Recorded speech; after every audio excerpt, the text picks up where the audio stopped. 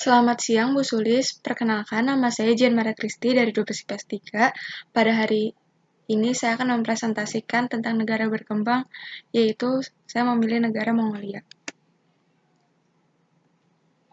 Mongolia adalah sebuah negara yang terkurung daratan di Asia Timur, berbatasan dengan Rusia di sebelah utara dan Republik Rakyat Tiongkok di selatan. Mongolia merupakan pusat kekaisaran Mongol pada abad ke-13, tetapi dikuasai oleh dinasti Qing sejak akhir abad ke-17 hingga sebuah pemerintah merdeka dibentuk dengan bantuan Uni Soviet pada tahun 1921. Akan tetapi, kemerdekaan Mongolia tidak diakui Cina sampai tahun 1949, setelah komunis menguasai Cina daratan. Cina akhirnya mengakui kemerdekaan Mongolia. Setelah keruntuhan Uni Soviet, Mongolia menganut aliran demokrasi. Dengan luas wilayah yang sebanding dengan Alaska, sebagian besar wilayah Mongolia memiliki tanah yang gersang, kebanyakan wilayah berupa padang rumput dengan pegunungan di bagian barat dan utara dan gurun Gobi di selatan. Mayoritas penduduknya beretnis Mongol yang menganut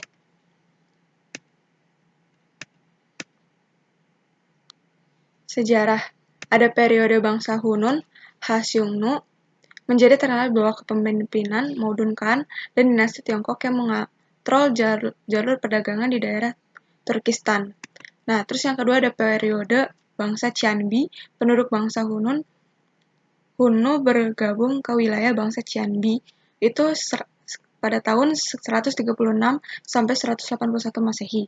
Nah, yang ketiga ada periode bangsa Jujan atau Rouran, dibangun oleh penduduk sisa bangsa Qianbi, bangsa Jujan yang berpusat pegunungan Kanghi berkembang pada abad ke-5.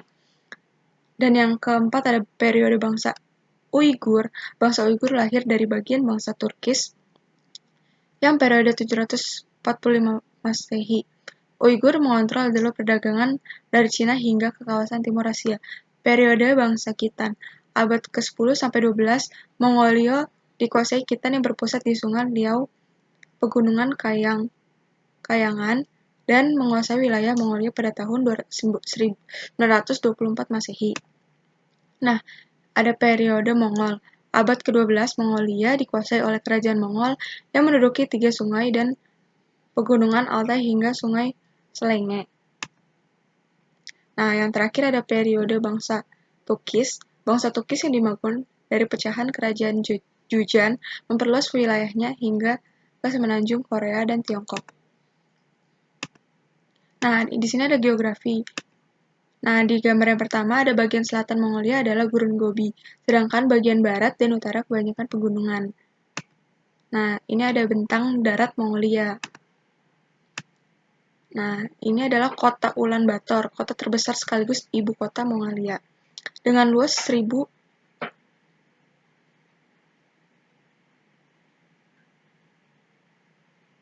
Geografi negara ini adalah Gurun Gobi di bagian selatan dan wilayah pegunungan yang dingin di bagian utara. Banyak juga wilayah Mongolia terdiri dari stepa.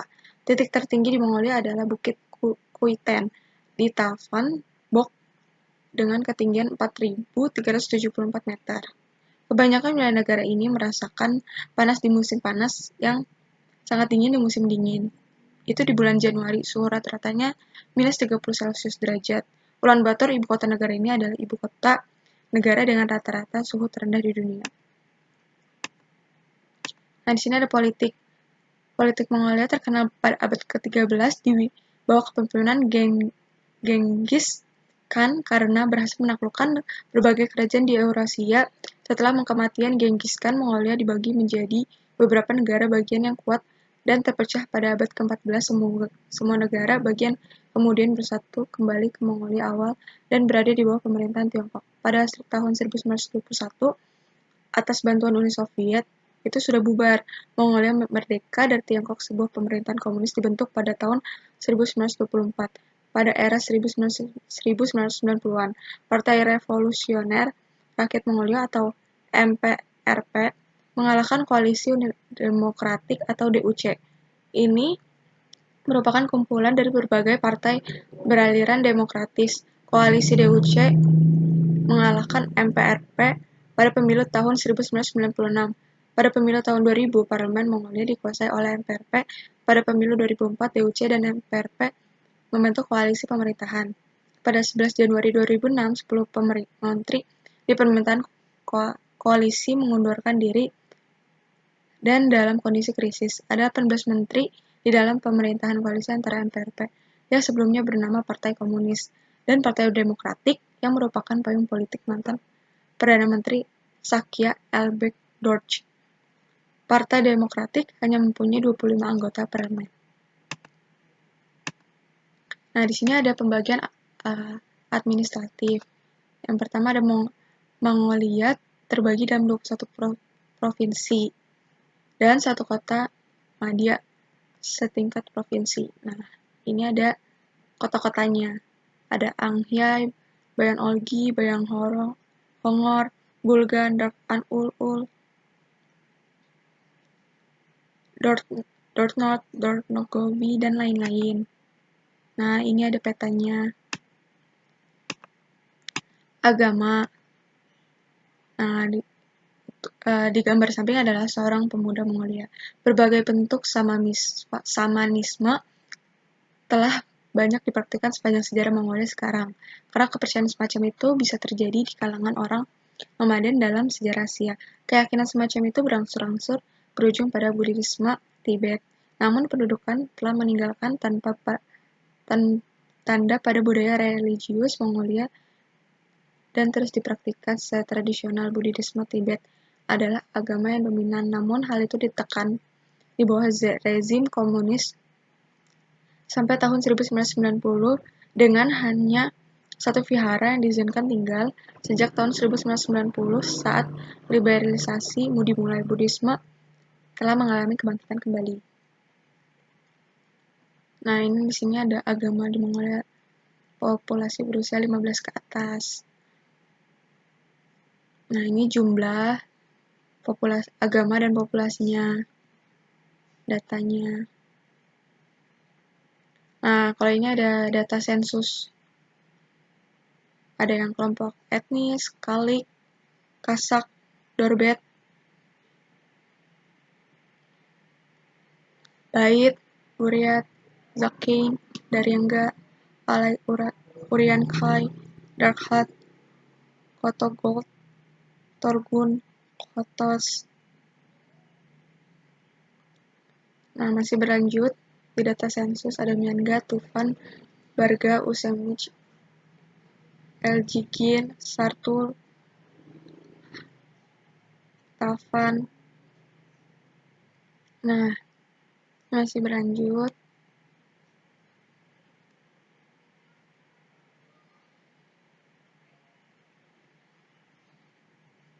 Nah, di sini ada bendera. Nah, ini tuh bendera Mongolia. Keterangan bendera negara Mongolia menunjukkan kombinasi warna merah, biru, merah yang berbentuk vertikal. Kemudian di bagian kiri bendera negara Mongolia terdapat simbol yang berwarna kuning. Warna dan simbol dalam bendera tersebut masing-masing memiliki makna. Adapun penjelasan dari warna dan simbol di bendera negara Mongolia yaitu sebagai berikut. Nah, warna merah itu dan bendera negara Mongolia melambangkan tentang kemajuan dan kemakmuran. Warna biru dalam bendera negara Mongolia melambangkan tentang langit dan keabadian, sedangkan simbol yang berwarna kuning di bendera negara Mongolia pada bagian kiri dinamakan dengan Soyombo. Unsur-unsur yang terdapat dalam Soyombo ini memiliki makna yaitu sebagai berikut. Nah, itu yang pertama ada simbol api yang terletak pada bagian atas Soyombo melambangkan tentang keberhasilan dan kekayaan negara Mongolia. Nah, ada lagi lidah tiga api yang terdapat di Soyombo melambangkan tentang masa lalu, masa kini, dan masa depan. Lingkaran dan sabit yang terdapat dalam Soyombo melambangkan tentang matahari dan bulan. Pemakaian kedua benda langit tersebut yaitu matahari dan bulan melambangkan tentang keabadian. Dua segitiga yang terdapat dalam Soyombo dan mengarah ke bawah menunjukkan mata tombak. Hal tersebut melambangkan tentang tunduknya musuh yang berada di luar negara Mongolia. Dua persegi panjang horizontal dalam Soyombo melambangkan tentang kejujuran masyarakat Mongolia. Hal tersebut tanpa memperhatikan golongan masyarakat tersebut apakah golongan atas maupun golongan kelas bawah.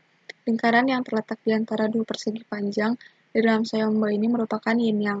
Hal tersebut melambangkan tentang dua unsur kehidupan yang saling melengkapi satu sama lain. Dua persegi panjang vertikal yang terletak pada bagian sisi Soyombo melambangkan tentang persatuan dan kekuatan. Selain itu juga melambangkan tentang dua orang teman lebih kuat daripada batu.